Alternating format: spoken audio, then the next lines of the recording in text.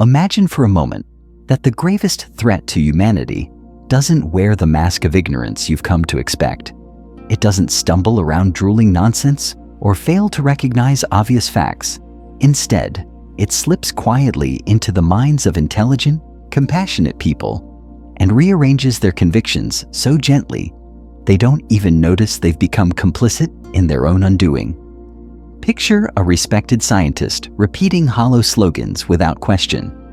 A beloved teacher endorsing cruelty dressed up as moral duty. A caring parent who inadvertently exposes their children to harm in the name of common sense. Not out of malice, out of something more unsettling. A silent drift into a collective stupor, so subtle it feels like righteousness. This force doesn't come from an absence of education or the failure of reason.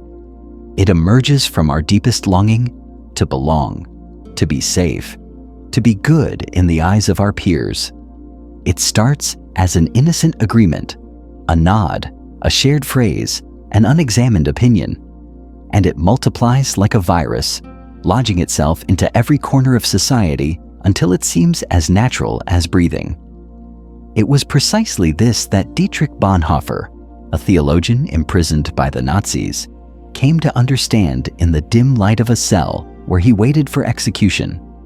He looked around and did not see monsters. He saw ordinary men and women surrendering their capacity for thought.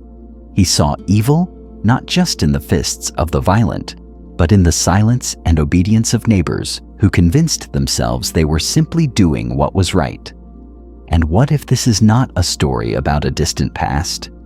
What if this is happening right now, woven into the fabric of our institutions, our media, our endless scrolling feeds? We often imagine stupidity as some cartoonish defect, slack-jawed, stumbling, ridiculous. That's the camouflage.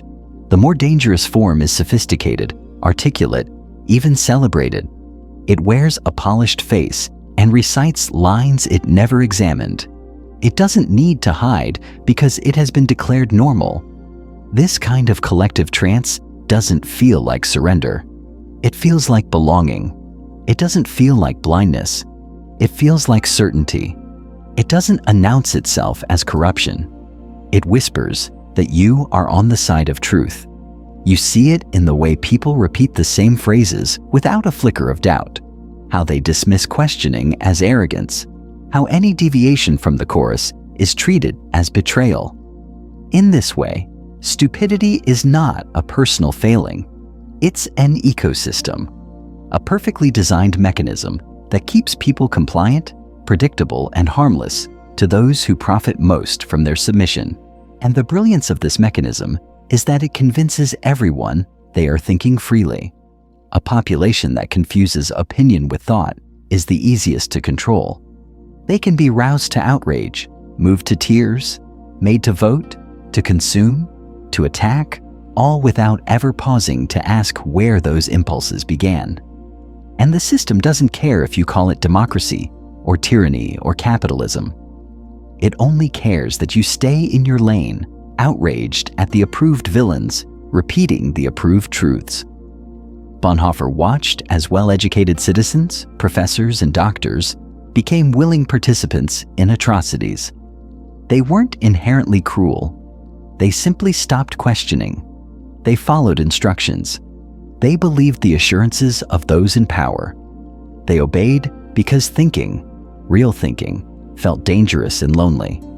They became so sure they were righteous that they stopped recognizing when their own hands were helping sustain a system of destruction. Imagine how much easier it is now. You don't need an army of soldiers to enforce obedience. All it takes is a screen, a steady drip of curated information, an algorithm that knows exactly how to feed your hungers and flatter your vanity. You don't even notice your conscience slipping away. You just feel busy, informed, engaged. And in that state, you can be made to love your own servitude. There is something profoundly unsettling about Bonhoeffer's words because they point directly at you, at me, at anyone who has ever felt relieved to let someone else think for them. Stupidity becomes a moral choice. The moment you decide it's easier to echo the collective voice than to risk standing apart. The moment you trade your curiosity for applause. Once that choice is made, you are no longer the author of your own mind. You become an instrument, carrying out the wishes of others with the conviction you are acting freely. Think about how often you have seen this happen. Educated people defending ideas they have never interrogated, dismissing evidence they haven't read, lashing out at dissent they haven't tried to understand. Their indignation doesn't come from knowledge. It comes from fear. Fear of losing the belonging that soothes their uncertainty. When your identity depends on consensus, doubt feels like betrayal, and betrayal is punished. Bonhoeffer saw that when stupidity is organized, it becomes an unstoppable tide, not because it is stronger than truth, but because it is easier than thinking, because it offers instant validation, because it removes the discomfort of uncertainty. It invites you to feel certain, safe, and morally superior all at once. And it is precisely this feeling that makes it possible for entire societies to commit horrors while believing they are virtuous. The chilling part is that intelligence offers no immunity. In fact, intelligence can be co-opted to rationalize anything. Sophisticated stupidity dresses itself up with citations, clever phrasing, confident delivery. It wraps its emptiness in the prestige of credentials, the sheen of media platforms, the applause of audiences who don't realize they are hearing nothing at all. The smarter you are, the more elaborate your excuses for not thinking can become. Every time you see someone mocking curiosity as elitism, dismissing complexity as weakness, or treating certainty as a badge of honor, you are seeing this force at work. Every time you hear a voice on television reducing complicated realities to slogans designed to trigger outrage, you are hearing the machinery hum. And the most effective part of this machine is how it flatters you. It never demands you examine yourself. It always gives you an enemy to blame, a group to scorn, a narrative to swallow. Consider the Dunning-Kruger effect, that sinister little paradox. The less you know, the more certain you feel. Ignorance doesn't birth humility. It breeds arrogance. And in a culture where everyone is told their opinions are precious, regardless of their depth, this arrogance becomes a social contagion. It fuels the righteous mobs that mistake loudness for wisdom. The more you believe you are too clever to be manipulated, the easier you are to control. Think about the conformity experiments that proved how effortlessly people will deny their own perceptions if the group insists on a lie. A simple test with lines on a card was enough to make 70% of participants ignore their own eyes just to fit in. That impulse, to stay inside the warm circle of consensus, is older than civilization. It is why even intelligent people can be led to betray their own conscience. When your brain senses a threat to your identity, it lights up the same circuits as if your body were in pain. This is why critical thinking feels uncomfortable. This is why questioning your own beliefs feels like danger. That discomfort is your last line of defense against becoming another obedient cog. And yet most people will do anything to avoid it.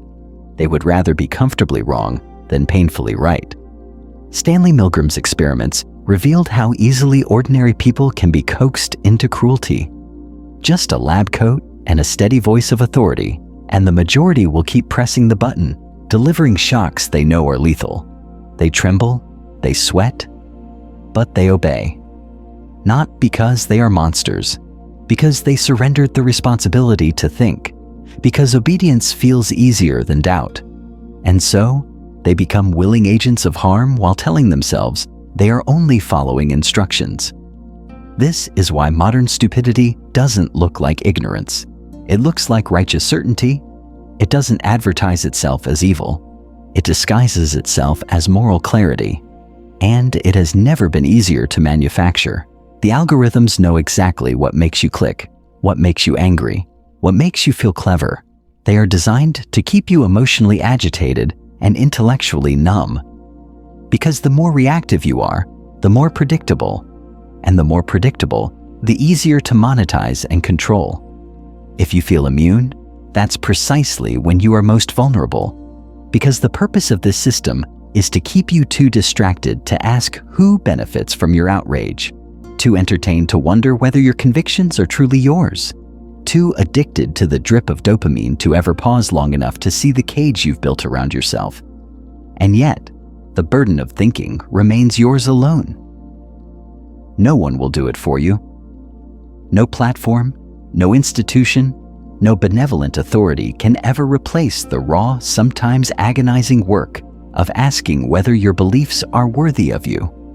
True thinking is dangerous precisely because it costs you belonging, comfort, and certainty. It strips you of the illusion that you are always right. It leaves you standing alone in the cold, wondering if you have made a terrible mistake. But in that solitude is the only chance you have of reclaiming your mind. Every society rewards conformity and punishes doubt. Every culture has its sacred narratives that must not be questioned, and every generation produces people willing to pay the price of stepping outside the chorus. Those people are always ridiculed, condemned, or ignored, until history vindicates them. But by then, most will have already chosen the easier path. They will have traded their conscience for applause. They will have called it wisdom when it was only fear. So the question is not whether you are intelligent, it is whether you are willing to be uncomfortable, whether you are willing to stand in the silence after the slogans have faded and ask yourself what you truly believe, whether you are prepared to be dismissed as arrogant or dangerous or out of touch, whether you will risk the loneliness that comes from thinking when everyone else has chosen to obey, because that is the only way to stay awake in a world built to keep you anesthetized. And once you've tasted that awareness, you will never again be able to hide from it. You will see it in every slogan, every viral outrage, every comforting lie, and you will understand that the greatest threat was never ignorance. It was the temptation to stop thinking, to surrender your conscience to the collective, to trade your freedom for belonging. This is the price of lucidity, the discomfort of knowing you can never again pretend not to see, the solitude of refusing to be another echo, the burden of carrying your own judgment, and the quiet, unshakable joy of knowing that in a world that profits from your compliance, your refusal to surrender your mind is the most powerful act you can offer. And now that you've glimpsed it, you can't unsee it. This awareness will follow you into every conversation, every headline, every moment you're tempted to trade your clarity for comfort. It will whisper that the cost of thinking is high, but the cost of not thinking is everything. In the end, the simplest, most defiant choice remains: stay awake.